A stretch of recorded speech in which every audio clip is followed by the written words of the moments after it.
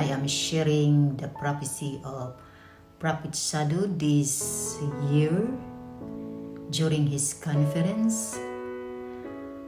It is for us, the body of Christ, not only for the body of Christ, but as those first time who heard this message of Prophet Sadhu, that we have to prepare ourselves in the coming year.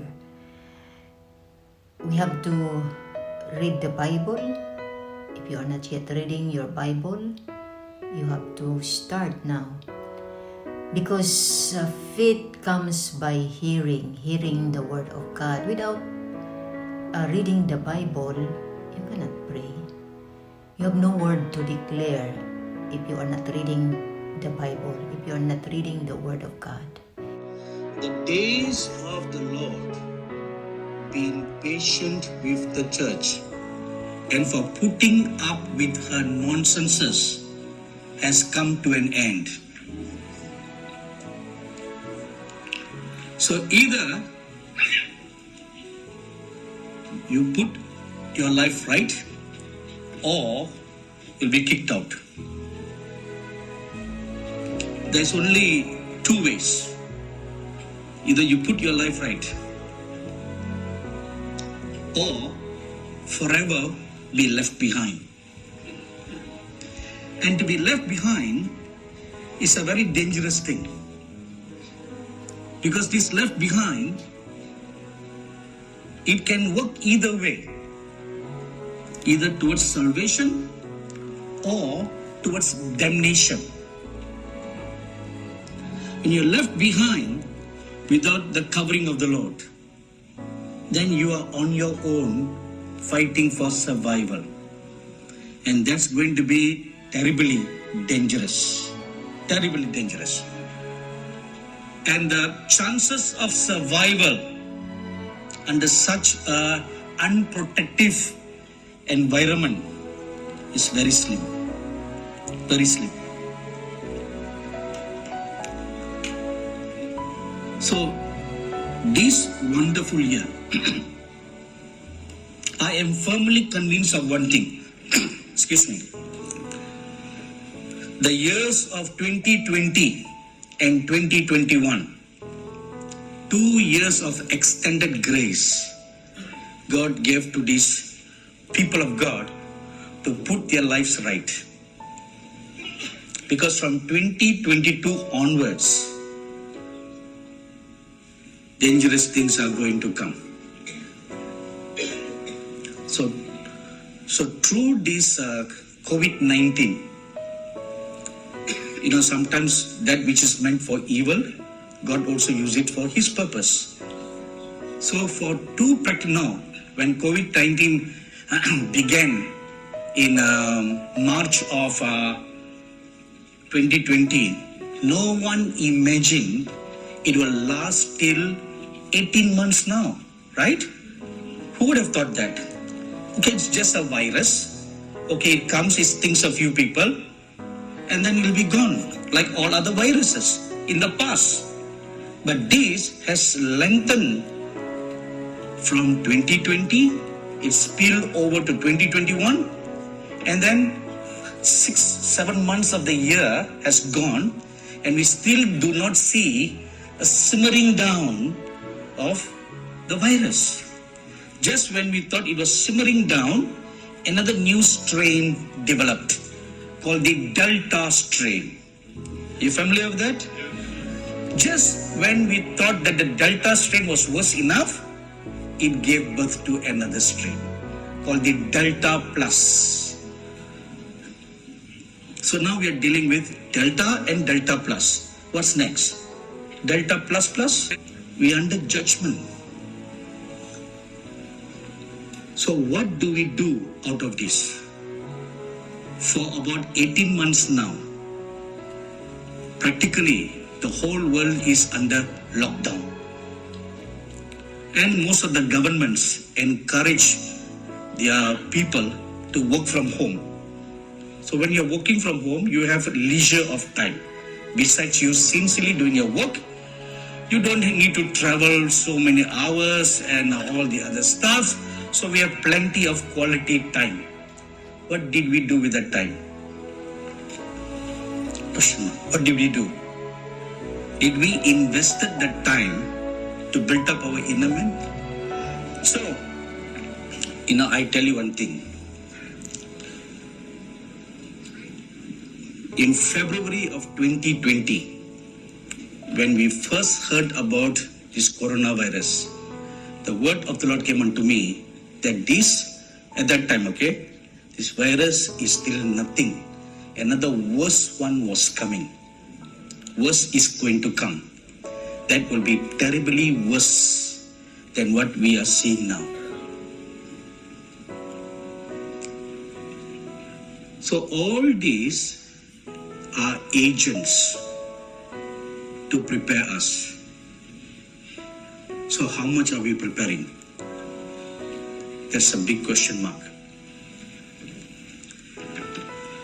And worse plagues and diseases will come in these last days. And your only covering is going to be the Lord God of Israel. Just like how He supernaturally protected the children of Israel during the 10 plagues that came upon Egypt. So you need to be supernaturally protected, right? In order to be supernaturally protected, you need one very cardinal thing. That is covenant with the Lord God. The children of Israel made a covenant with God, a blood covenant through the Passover. Okay, now we are already passed over the Passover because the Lord Jesus Christ is our Passover, right? So we don't need to go to the fundamental anymore. However, there is a covenant. Now, what is the covenant? Walking with God. And that covenant can be found in Exodus chapter 19, verse 5 and 6, where at Mount Sinai, the Lord God spoke to the children of Israel, if you will obey my voice and walk according to my ways, then I will be a God to you and you shall be my people. So that is a covenant. When they made that covenant, they were supernaturally protected from all their enemies. Number one. Number two, supernaturally provided for all their needs in the midst of lack. There was nothing in the wilderness, right? No fast food, no slow food, no still food, no cold food, nothing. But God rained down manna every day for 40 years. Water was there, food was there. The basic necessity for survival was provided. Secondly, their clothing did not wear out. It was supernaturally preserved. And it has got 3 markings, 3 stripes. The covenant with the Father, covenant with the Son, covenant with the Holy Spirit. 3 markings. The soles on their sandals did not wear out. If you imagine it, it's supernatural. Not only that, the little kid, let's say a 3-year-old kid that came out of Egypt, all throughout the sojourn in the wilderness for 40 years, his clothes grew together with him. His shoe grew together with him. You see, it was supernatural how God took care of His people. We have ample evidence in the past, a precedence that what He will do for His covenanted people in the end times. When we go through the survival in the wilderness, fleeing from the Antichrist government. Now we will be in the wilderness, right? How to eat? Recently, or not recently, just a couple of days ago, one lady asked me a question. Okay, this may sound funny, but don't laugh. So the question was this. We are not supposed to take the mark of the beast, right, everybody? Okay, we are not supposed to take. If you take, you're doomed for life. So how to eat? Big question mark, right? You cannot buy, you cannot sell. How to eat? Am I right, everybody? So this lady asked me a question. All right, brother, since we are not supposed to take the mark of the beast, and I will not take, what about the unsafe members in our family who take the mark of the beast? And if they buy grocery, can we eat those groceries? So I pondered over this seriously theological question. Nobody has ever asked me such a question before. I don't think even the Antichrist would have thought of that, So can we eat the grocery purchased by someone who had the mark of the beast, but we do not have? Can we eat or we cannot eat? So that was the question. So I pondered for a long time how to answer that question. Whether to delete the entire mail or to say either yes or no. What do you think?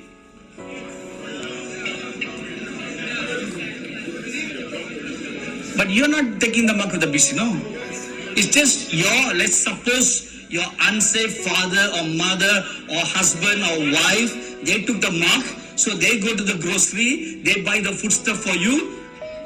So what's wrong with eating? Say again? So you are in abetment.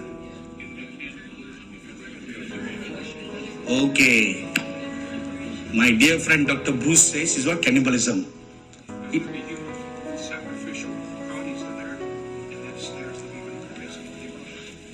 That's the mic. Okay, it's amounting to cannibalism. So the answer is no, right?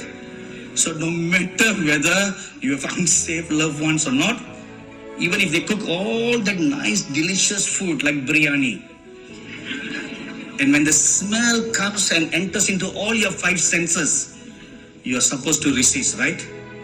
Right? Right, everybody? So, under such circumstances,